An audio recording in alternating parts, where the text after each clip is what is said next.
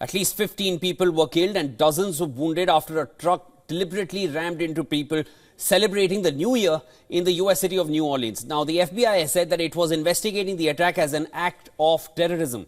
The FBI has identified the attacker. His name is Shamsud-Din Jabbar, 42-year-old male, U.S. citizen from Texas. He is also an Army veteran. President Joe Biden has said that he was informed by the FBI that the suspect posted videos indicating that he was inspired by ISIS just hours before the ramming spree. The FBI is leading the investigation to determine what happened, why it happened, whether there was any continuing threat to public safety. People were partying in New Orleans, ringing in the new year, and this attack took place at 3 a.m. local time near the intersection of Canal and Bourbon Streets, a historic tourist destination known for its music and bars where crowds were celebrating the new year.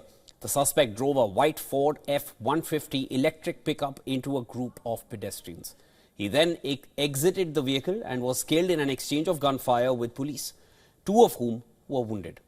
Some reports said that the pickup truck was flying a black flag of the Islamic State group.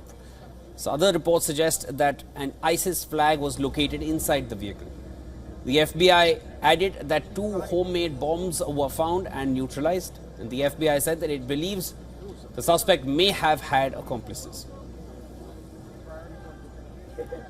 We do not believe that Jabbar was solely responsible. We are aggressively running down every lead, including those of his known associates. Police are sweeping parts of the city looking for possible explosive devices and converged on neighborhoods in search of clues. Meanwhile, officials have postponed the Sugar Bowl.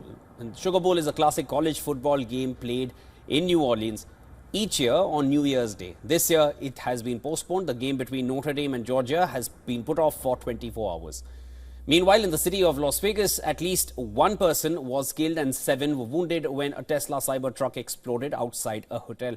And that hotel belongs to U.S. President-elect Donald Trump. Officials said that the Cybertruck pulled up to the Trump International Hotel's glass entrance before a large explosion. President Joe Biden said that authorities are probing any possible connection between the explosion and the attack in New Orleans.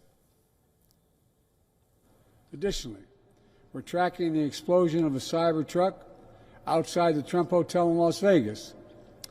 Law enforcement and the intelligence community are investigating this as well, including whether there's any possible connection with the attack in New Orleans. Thus far, there's nothing to report on that score at this time.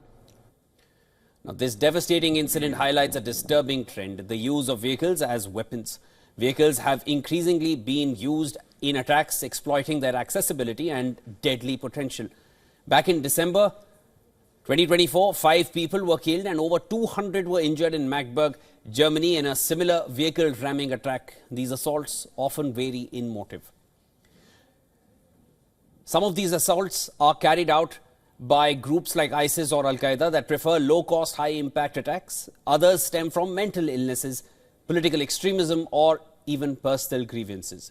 Similar attacks have been seen in Germany, UK, and France. Far-right extremists, lone wolf attackers, and even those motivated by misogynistic ideologies have turned vehicles into tools of destruction. The simplicity of these attacks makes them hard to predict and prevent, posing a significant challenge to law enforcement officials worldwide.